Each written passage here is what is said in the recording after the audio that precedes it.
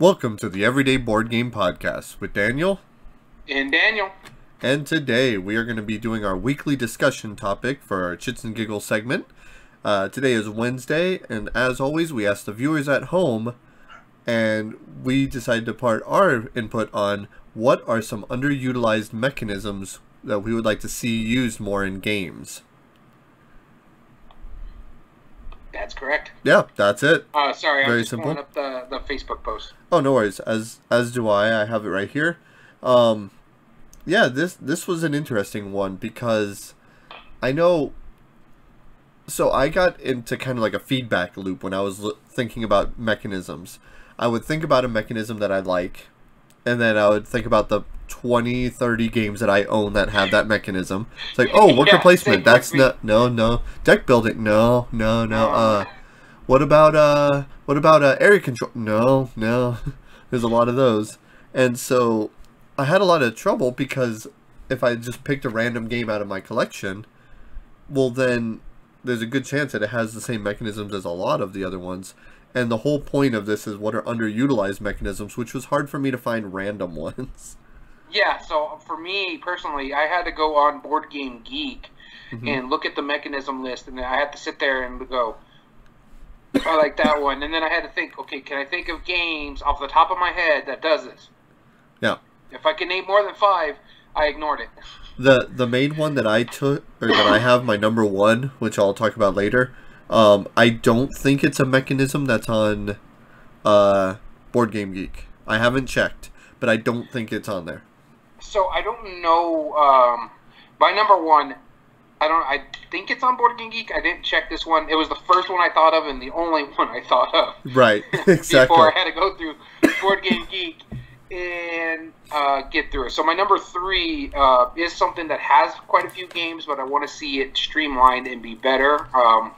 And my number 2, I just like that mechanism. I can only think of one game, and then my number 1 is just the only one I thought of, and then of course I have my 2 honorable mentions. Sure. Yep. And my 2 honorable mentions. I don't think you're going to be able to guess any of mine. I think we should try and guess it a little bit. Maybe. Yeah.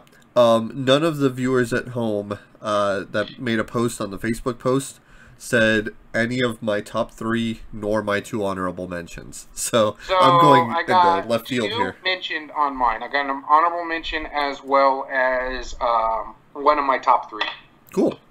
All right. Well, then let's go ahead and ask the viewers, what were some of the underutilized mechanisms that you would like to see more?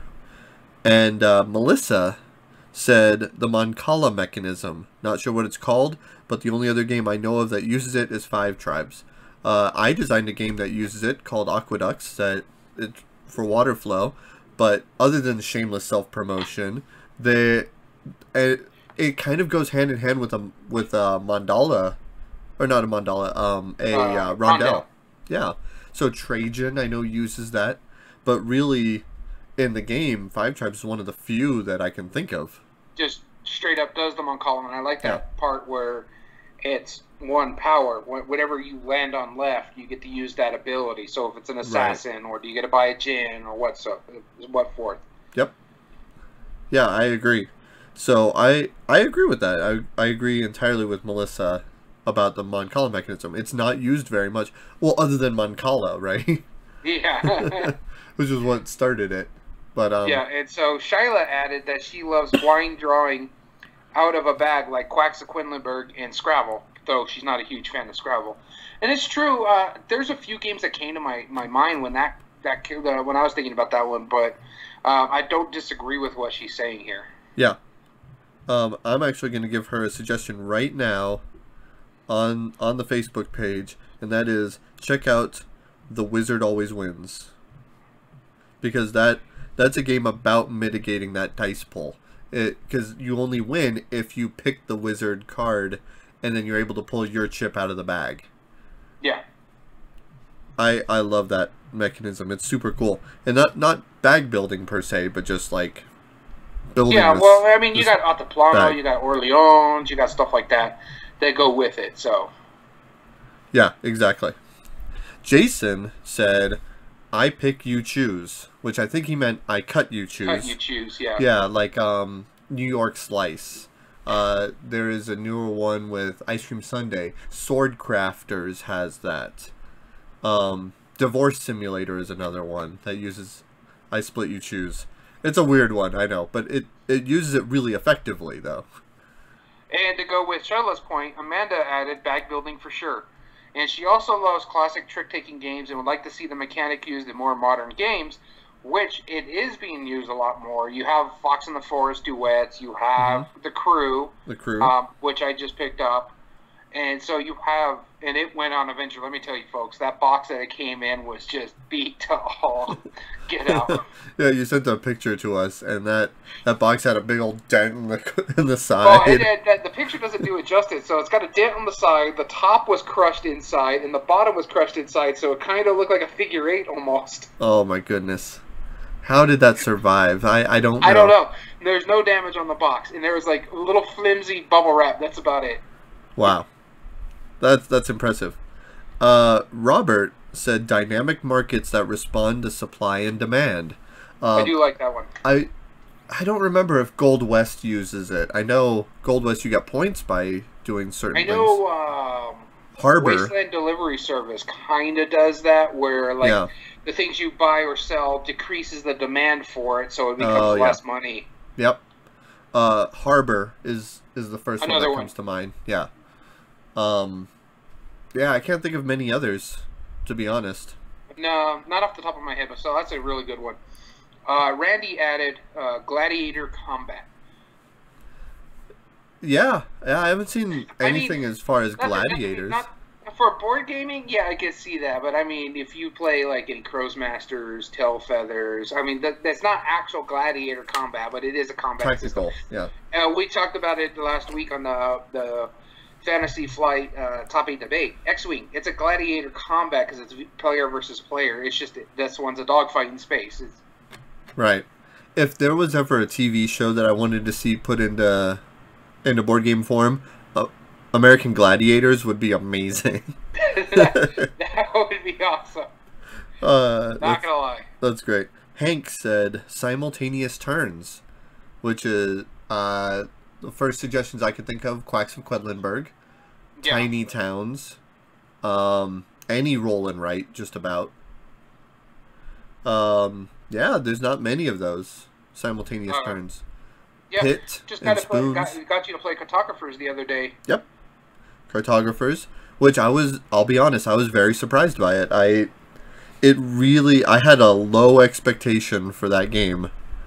I don't know what it was about Cartographers either. Like, I've liked every game that I've played from Thunderworks, and except for Bullfrogs. Did they make Bullfrogs? Yeah, Bullfrogs was key. Well, I don't know if it's from Thunderworks, but the guy who owns Thunderworks, that was his first game. Oh, okay. Well, he's improved. I didn't like Bullfrogs. That's right. I didn't hate it. I didn't care for it. But yeah, that's a good point. Everything from Thunderworks I've enjoyed, but when it got to I saw the how to play video of Cartographers, and I've seen like Patchwork and like all these other games that are similar flavor, like Polyomino Roll and Rights. Yeah. And I just couldn't help but think, it's like, I don't know. Doesn't sound that great to me. Yeah. So Michael said he loves a good rondel game, and that's what we were talking about earlier with Mancala mechanism. Trajan being the main one that I can think of off the top of my head with the rondel. Yeah, Crusaders does it really well too. Nice. I haven't played that one. I have to try that one. So Crusaders is weird. So it's like the opposite of how Trajan does it. You know how in Trajan you pick up all the pieces. Let's say there's 4 pieces. You put one in every cup after that. And then the last one you end on is the action you take. Yeah. Crusaders is the opposite. If I pick up 4 tokens from one of the cups, that's the action I take, the one that I picked it from, and that's how many times I can do it, is the number of tokens I pick up. Okay, that's pretty neat. Yeah, but then the rondels, you can change them too. You can actually modify them where they work differently. So I actually really enjoyed that game. I want to pick up Crusaders now. Brian said Cyberpunk, which is more of a theme. I think you and I both agree, but feels left out. And there's not many. I can't think of any mechanisms. Now that I think about it, gears would be a really cool mechanism. Like having gears that where a lot of things change other stuff. Yeah. Zolkin is the only one I could think of that does that. I know there's like Gearworks, I think, is a game. Yeah. No, we played that one. Yeah. And I had that was the something one like that. from Gray Fox. Yeah. Bees kind of uses gears in a way. Yeah, and the thing with Cyberpunk, don't worry, Brian. Because of the game that's coming out for later this year on video games, Cyberpunk might have a resurgence in board games. I've been noticing a trend. Yeah. It's gonna start coming out pretty quick. So Duncan adds rotating concentric rings, which kind of goes with what you were saying about gears. So yeah, gears. But the only one that I can think of, let's see, there's a few that I know that has rotating concentric rings. Not roundhouse. The Greek god one, the one that I just bought fairly recently. It's an abstract strategy. Zodiac Crush or Zodiac Clash. Okay. That has rings on the board that you're trying to get 4 in a row. That one's pretty cool. But yeah, I don't know of too many others that have rotating rings. Yeah. All right. Rodney says, "I cut you choose again." Yep. Bill says spinners instead of dice. Yeah, I haven't really seen a spinner in quite a while. I listened to a podcast a while back, like probably about 4 or 5 years ago, that was talking about why people don't use spinners. Because the advantage is you can change the likelihood of each side, and it doesn't have to be perfect. So, like, let's say, if you want 33% of the likelihood landing on it, you could do that with a spinner very easily, but you can't do that with dice. Where if like you have 1/8 and then 33% over here, and then like all these different variable amounts. But the problem is, the reason why most people don't use spinners, as far as publisher goes, is that nobody's ever developed a good one. That's true. Like, everything has been absolute garbage as far as like spinners and how well they spin, how well they slide, taking out the bias of how it spins. But that would be cool. I would like that a lot. Yeah, no, I don't disagree. Kenny said, "In an era where thousands of games come out each year, there is enough of everything to go around." Sure, but it's not necessarily means that. Honestly, a lot of board game collectors, we collect the cream of the crop. A lot of games get missed through the cracks, so we're not seeing that mechanic or mechanism for that reason. Right. Like for like 10 years ago, tile laying wasn't that common. Yeah, I but mean, now it's Carcassonne, huge. Yeah. Right. And it's not only just tile placing, it's polynomial tile placing. Right. Exactly. All right. Jonathan added asymmetry, which is true. I mean, you got games like Root coming out. Cry Havoc was another big one that came out. And so there are those games. It's just they're few and far between. There's more coming out lately. Right. Exactly. Kenny said, "I cut you choose." Oh, you skipped one. Oh, sorry. Peter. Petey says real time. Real time games. Yeah, that's unless it's Kane Klenko. Yeah, there's not too many more of those. All right, sorry, I stole your "I cut you choose." You go ahead. Fine. Continue. Daniel adds, "Hey, look, another Daniel. Represent Proper duels in a field." Proper duels in a field. Yeah, not really mechanism, more of a theme, or more of No, like a but family. I mean, I could see that happening. When just going back to the video game thing, there's a game called coming out soon called Sekiro, where you're a samurai. Oh, It's yeah. just, thinking of like a samurai duel in the field, or like ancient duels, or heck, make a Highlander game where they have the duel. There can only be one Highlander. Yeah, that makes sense. Patrick, excuse me, it just hit me all of a sudden. Patrick said exploding dice, and yes, I have not seen those used hardly at all. Do you know what exploding dice is? No. Think of it like this. You can roll a 1 through 6 on a d6, right? Yeah. But if you roll a 6, you add 6 and then roll it again and add it to the next one. Oh, yes. Fire. Linear not is the big ones of doing that. They don't do like 1 through 6. Yeah. What they do is they have special dice, and if you get a critical, you get to add a hit plus whatever else you roll off that crit. Yeah. So if you keep And so it hitting keeps crits, going. yeah. Yep. That's exploding dice. Firefly uses that, but he's right. How often do you see exploding dice in a game? I don't think I. That's so Arcadia rare. Quest is probably the only one I could think of. I know they used it in other games, but yeah, Arcadia Quest is the main one that I could think of. Yeah. Joseph adds card power mechanism from La Isla. Every turn you play a card as a lasting power. You only have 3 slots, so eventually you're replacing a power every turn.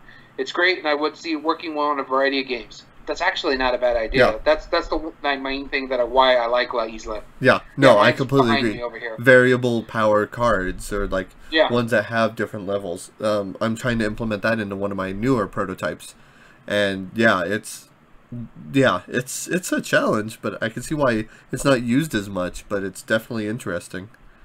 And then Daniel, another Daniel, representing. We're gonna have to do that every time now. When a card goes from being a challenge to a power. The type of thing like in Friday or Heroes of Tennefer. I'm not saying that right, I'm sure. But no, he's totally right. When you defeat a monster or overcome a challenge in Friday, it becomes a good card for you. Okay. Technically, kind of like Thanos Rising, I suppose. That's not really much. It's more of just you gain the card. Yeah, but I get what you're going with it. Yeah. Dinah adds AI deck to add a randomizer when playing. Players play cards to vote. I get that. The only thing that makes me think of like an AI deck is when you're playing a solo game. If you notice over here above my shoulder, a lot of the automas are an AI deck where Right. what comes up is what the action that the AI player is going to take. Yeah. Yeah. New ways to add AI to the game is really interesting. Darren has 3 suggestions. Viticulture separate worker placement setup for turn order. That's interesting. That's a very specific mechanism, but can be very valuable if the turns are really important. Yeah.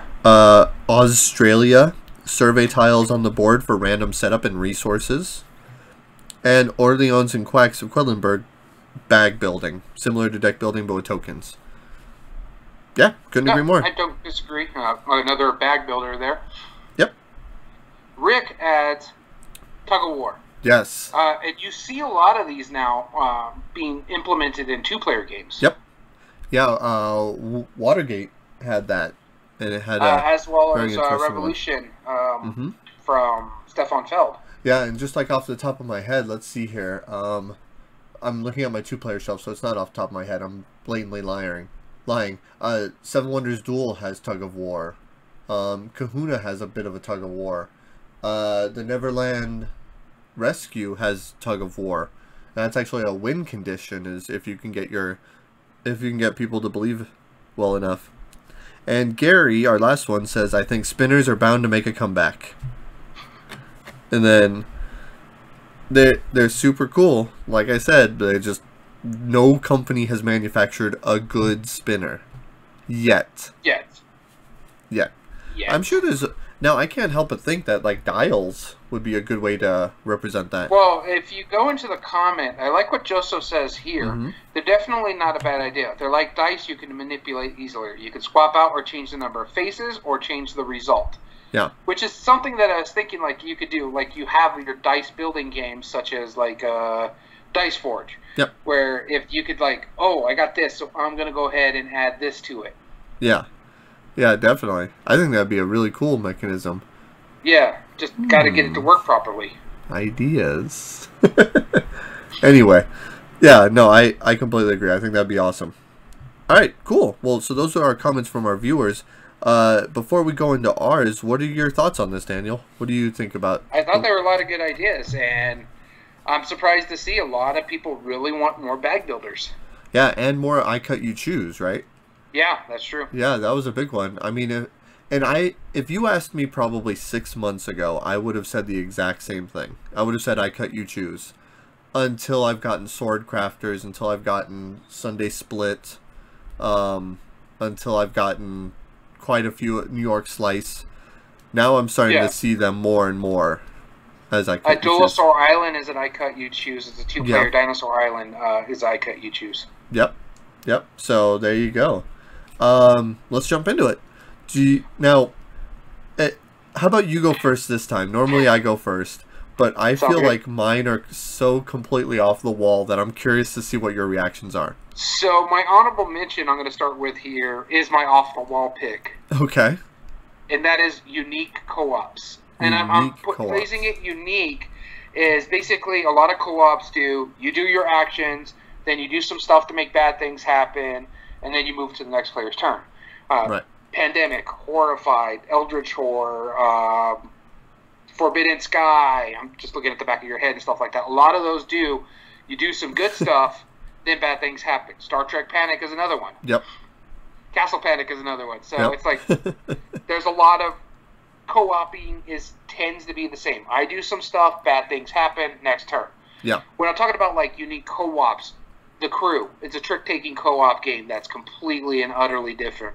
One of the most stressful games I've ever played, Hanabi, does a co-op in such a completely different way. Yeah. And I think we need more games along that line where I can play as a Mysterium, another one. Yeah. Is a great co-op. I just saw it in the back of your head, and I just remember that's one we play all the time. Right. Where it's so unique and things are being done differently, but you're still working together. It's not the same, here I do this happens, next person's turn. Yeah. No, I completely agree with you. It makes it easier for designers to deal with, but or to have it that way, like Horrified and good things and bad things. But yeah, you're totally right. Unique. Now, yeah, I see what you're saying though. It's not technically a mechanism, but like you would like to see mechanisms implemented to do that. Sure. Yeah. So yeah, mine technically. That's why it's an honorable mention. Right. Mine's kind of in the same vein, is that it's not technically a mechanism, so much that it adds to the whole, and that's legacy. I want to see more legacy games, ones that have meaning, and what I mean by that is specifically not like My City, like Reiner Knizia Legacy, not ones that are arbitrary, like it doesn't matter what changes later on in the games. I'm talking games that are specifically what I do right now will impact me like 5 or 6 games down the road. Like, yeah, no, I agree with that. My thing is, what I like to see more legacy when it comes to that is more stuff like Charterstone and Machikoro Legacy. When you're done, you can still play the game. Right, I'm okay with that, but I really want it to like Machikoro Legacy is a perfect example of that, because what I ended up every time that we would play the game, it doesn't affect the next game. It just affects like kind of what happens and who gets to choose. This is a game called Bargain Basement Bathysphere, where every time I play it, I have to modify this overall mini game thing, and I have like an aquarium and stuff. And this isn't even introduced until like a chapter in. Like it's super smart, because every time I play it, it really does affect how everything works. So that's what I want to see, more legacy. That's an honorable mention. Campaign style like Gloomhaven. I mean, choices you make in that game change the game for you. Yeah. So you literally close off areas, depending on how you work in that, how you can, how the town affects to you. Do they lower the price for you? Do they raise the price for you? What's going to happen? Right. Exactly. So I get what you're saying there. My next honorable mention has been mentioned before by the audience, and that's the Mancala mechanism. I would like to see more games in it. 5 Tribes is the only one that I could think of off the top of my head. Trajan is another one. Yeah. It's basically the Mancala on a rondel. But yeah, I like to see more. I like that mechanism. It's just it didn't make my list because I just want more of these other 3. I like the Mancala mechanism. I like these other 3 a lot more. Yeah. I don't blame you. And the other one also isn't technically a mechanism. It's app integration. That's more of my other one. I want to see more stuff like with a lot of upkeep. A lot of games that have like a million steps for setup or whatever just be done by a click of a button and have the computer do it for me. I have to say this right now. I don't disagree with you on that. But Gloomhaven, the best thing that's ever happened to me is I found the app. I just put my computer on. Right. and it runs the bad guys. It has all the cards and everything in it. I just have to click a button and it does it. I don't have to flip cards. I don't even take the monsters out anymore. I just set what scenario we're doing and it gets it all set up for me. I just got to put in our characters and our levels. I agree. Yeah. So I would love to see more app integration, and of course it can do a lot of mechanisms. It can handle like crossroads cards. It can handle story development. It can handle variable setup, stuff like that. That's what I would like to see it do. So, but my problem with the app integration, this is the only issue I have with it. They have to keep it supported. They have to at least let it stay on the market for people to get it if they get the game later on. One of the games I have on my shelf of shame over here, I bought it because I thought there was an app for it, because they said the app works for it by watching the previews. I look for it, it's no longer on the app markets. I have to download something off the internet, which I don't trust because of viruses and stuff like that. What's the game? London Dread.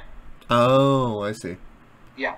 It's a real-time game. It's just there's issues with it. I mean, I want to play it. You don't necessarily need the app.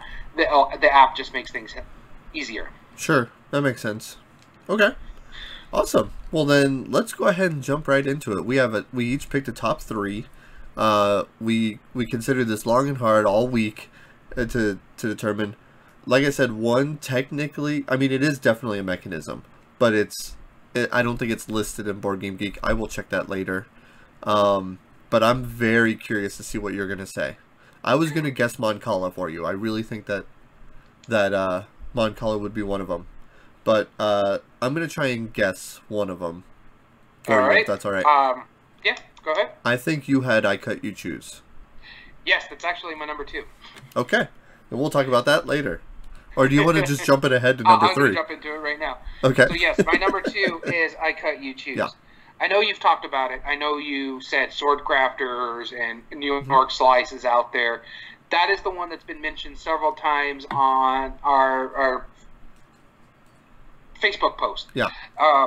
It is I Cut, You Choose. I only own one I Cut, You Choose. I've only played 2 I Cut, You Choose games. Right. And that is Duelosaur Island and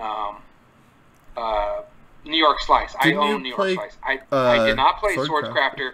I was demoing your games while you guys played Swords Crafter. Oh, yeah. Thanks again for that. Yeah, appreciate it. Sure, I remember that. But yeah, so I haven't played Swords Crafter. I want to. But yeah, I like the way it works. It's so interesting. It's like, do I really want to build this up, but I really want this slice over here? Like, I'm just going New York Slice. I really want this piece over here, but I don't want to make it enticing for them to get it. So maybe I'll throw an anchovy on there because I have the thing where it allows me to get points off anchovies, and they don't want it because they're negative points. So maybe I'll throw these 2 slices. This way I can complete this pizza over here. So yeah. Let's clarify for the audience at home, just in case you don't know what I Cut, You Choose is. Basically, if it's my turn, I will have a number of options that I'm going to split into groups for everybody else to pick from. And it's got to be an equal number for all the players. You can put one into one grouping, but it has to have enough for the players. So if you're playing a 4-player game, you need to have 4 piles. Right, exactly. Yeah, normally. Sometimes there'll be more than that. Like, there'll be 5, like 1 variable one. But yeah, basically the idea is that the only way to equally cut a cake is if I make the cuts and everybody else gets the first pick. Because then, of course, I'm going to try and make it as equal as possible. Yeah. Yeah, so that's the idea of I Cut, You Choose. And it's a really neat mechanism that I rarely see. Just those few that I think make sense. Cool. Yeah, no, I really enjoy it. And so my number 2 is off the list. All right. My apologies. Do you want to take a stab at mine? Yeah, no. You like things that are so off the wall, it's not even... Okay. Bribery is my number 3. I mean, I've seen it in... I could see that. I could see that because you really dig Sheriff of Nottingham. I dig Sheriff of Nottingham, but not even just in negotiation games. I want to see it used in any other kind of games where you are actually bribing the other players to do certain things. And to do, like, I mean, that would be cool in a hidden roll or a hidden movement game or a hidden roll game. Like, any kind where there's a little bit of hidden information. Like, a good one that I use bribery for is Bonanza. Like, that's just a card game But and there is negotiation in it, but I love the idea. It's like, well, you know, I mean, this chili bean, let me tell you how good this chili bean is for you. You don't even know you want it yet, but you're going to want this chili bean. Let me tell you why. You know, and really all I'm trying to do is get rid of it, but I'm trying to convince you to take it. I love bribery in games when it can be done well, and that's a perfect example of it. I don't know how it would be implemented, but yeah, I could see that. Well, I could see something like, let's say, patchwork. You could pick like one of the next three. I might be like, hey, I'll tell you what. If you don't pick this one and you stay behind it, I'll give you like 4 buttons right now. Like, that would be intriguing, right? Like a little back and forth table talk going. That would be awesome. Yeah, but I could see it going the other foot where it won't be intriguing, especially if you're playing games against your wives, and the negotiations break down to a whole nother level. Yeah. The bribery becomes, hey, you want to do this? For a week if yes, you ma'am. give me this piece. Yeah, pretty much. Yeah, I'll give you $1 for your next 3 turns. Yeah, okay, sounds like a good deal. Don't hit me. I got dark really, son. But I want to see more bribery in games. Yeah, I don't blame you. It's interesting. Like I said, it has to take a good dynamic to make it work properly. Yeah. All right. You want to take another stab? I only got my 3 and number 1 left. I'm gonna. So I saw this on the mechanisms list, and I do agree. I think it would be awesome to be more of following. No, I thought of it, but I didn't get it. Yeah. My number 3 is actually I want more pick up and deliver games. There are a few out there. Yeah. But I can name 3 really good ones. I know one of them you don't really like, but 3 good ones off the top of my head. Outer Rim, I really enjoy. Wasteland Delivery Service, I really enjoy. Firefly, I'm okay with. It just, my thing is, it's a true pick up and deliver game. You're not really getting the whole Firefly lore. Right. Exactly. I heard there's actually another game. I got it for a buddy of mine. Haven't played it yet. Brigands and Browncoats that give you that Firefly feel that you would want. So sure, that makes sense. I want more pick up and deliver. I like it. I like Wasteland Delivery because the variability of the different stuff and the dynamic. Where I was saying you sell something, so the demand decreases. So next time someone sells it, it's going to be worth less. So maybe you want to sell ammo rather than water. And so I like that mechanism in it where it does that. I like Outer Rim where I can pick up and smuggle for the Rebel Alliance, or I could just be a bounty hunter. There's different variabilities. I like pick up and deliver when they have variations. Sure, that makes sense. Yeah, I don't disagree with you. I like switching tracks from Watzelpoeg a lot because there's the puzzle of the board, and it's a very simple pick up and deliver. You're going to be picking up a lot, and you're going to be delivering a lot throughout the game. And how do you do it most efficiently? I like that a lot. And I agree. Whatever you do not reprint Trucking America. Worst pick up deliver game I have ever played. It's not even pick up and deliver. You just have to get to location X. And yes, it's got some pick up and delivery. I mean, I guess technically, right? You got to go over there and pick up a haul, and then you got to take it to that location over there. Yeah, oh man, it was brutal. I liked how big the box was. It looked like as big as a big rig. It was like half of Gloomhaven, and it had like a deck of cards and a board and a die. Like that was it. Stay away from Trucking America. Do more like Outer Rim, and stuff like that. Sure, yeah, I agree with that. Echidna Shuffle is a good family weight pick up and deliver. So I've not played that. Oh yeah, I need to fix that. You sure you don't want to give it a shot?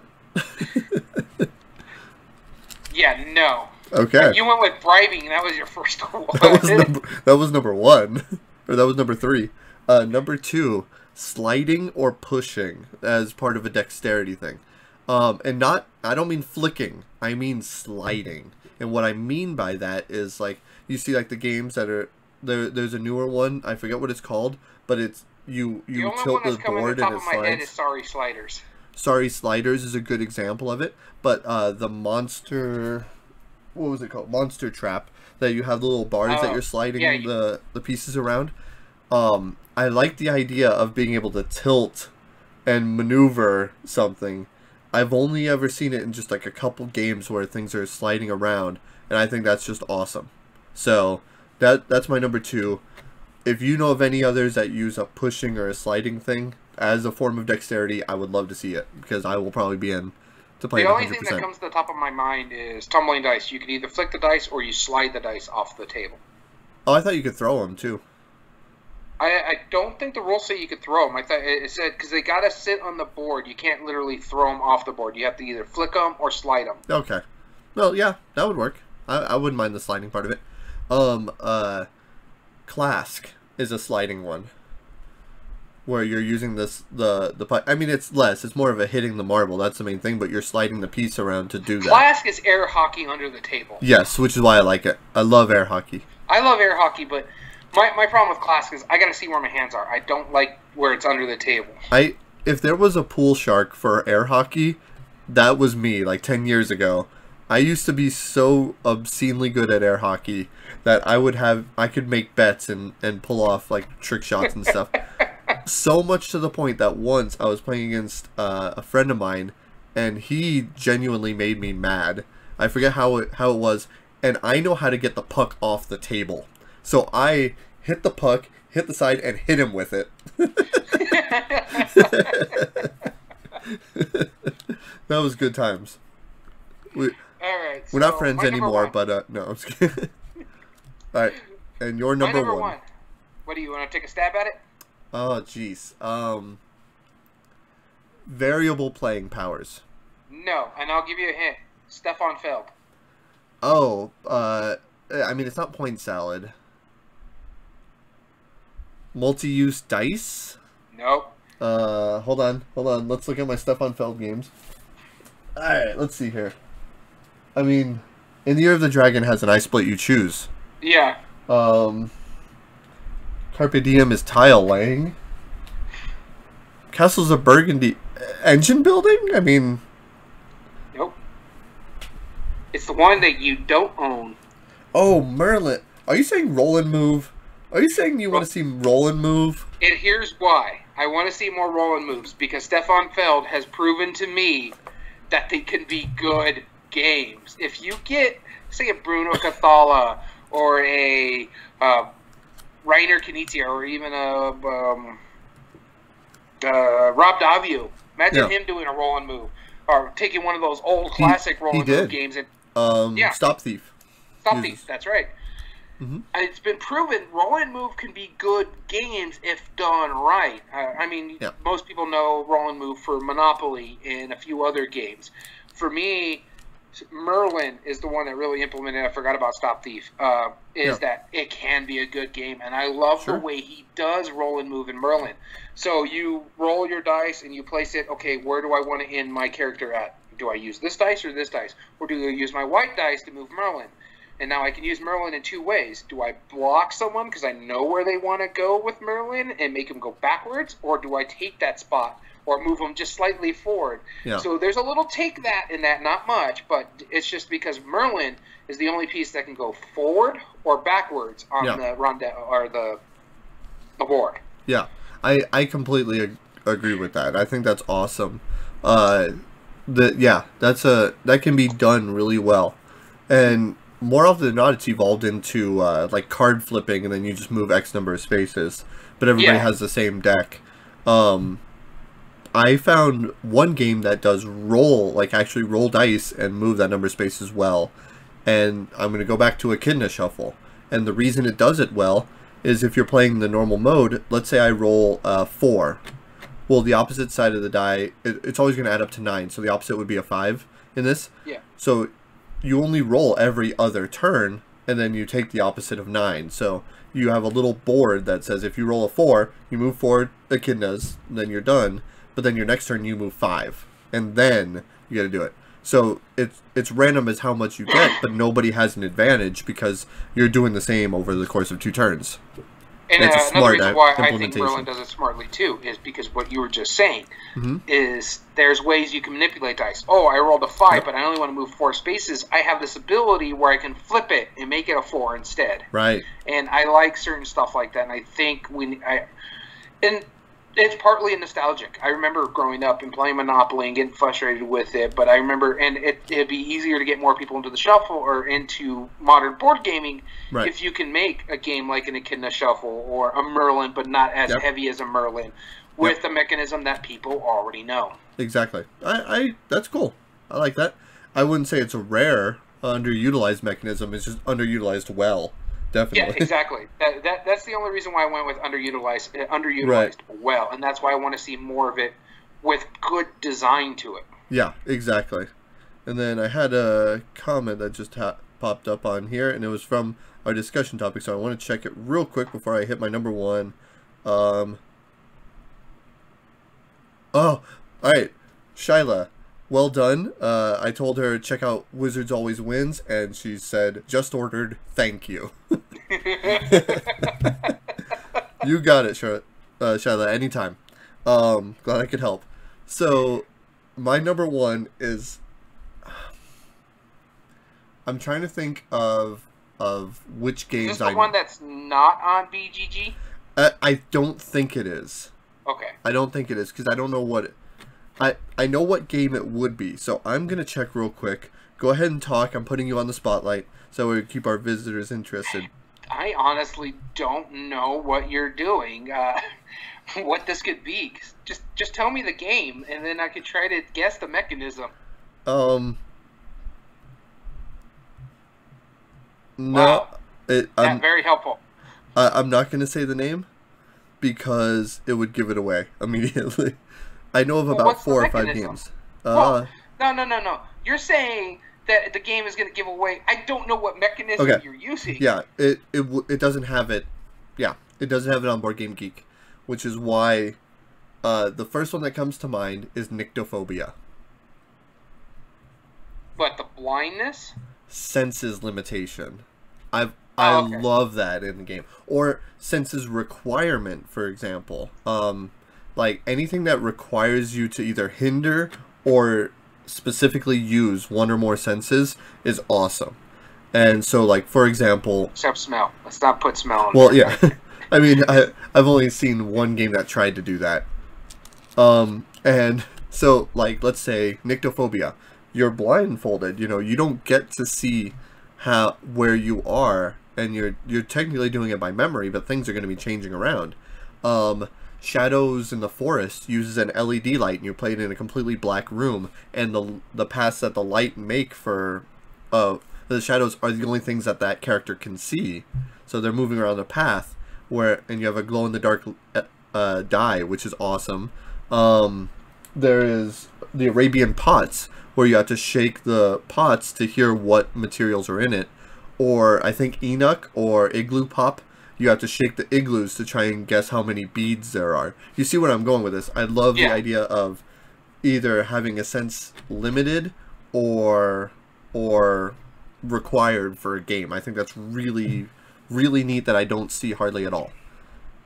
No, I don't disagree. That's actually quite interesting. It goes with back to our one of our last Chits and Giggles, where I talked about making A Quiet Place into a video game where you're deaf in that one, or you can't make sound. Yeah. And so that would be, I don't disagree with you. That's actually pretty cool. Yeah, like a white noise headphone thing. Like it doesn't have to be much, just enough where it blocks all the sound around you, and you're playing completely deaf to everybody else.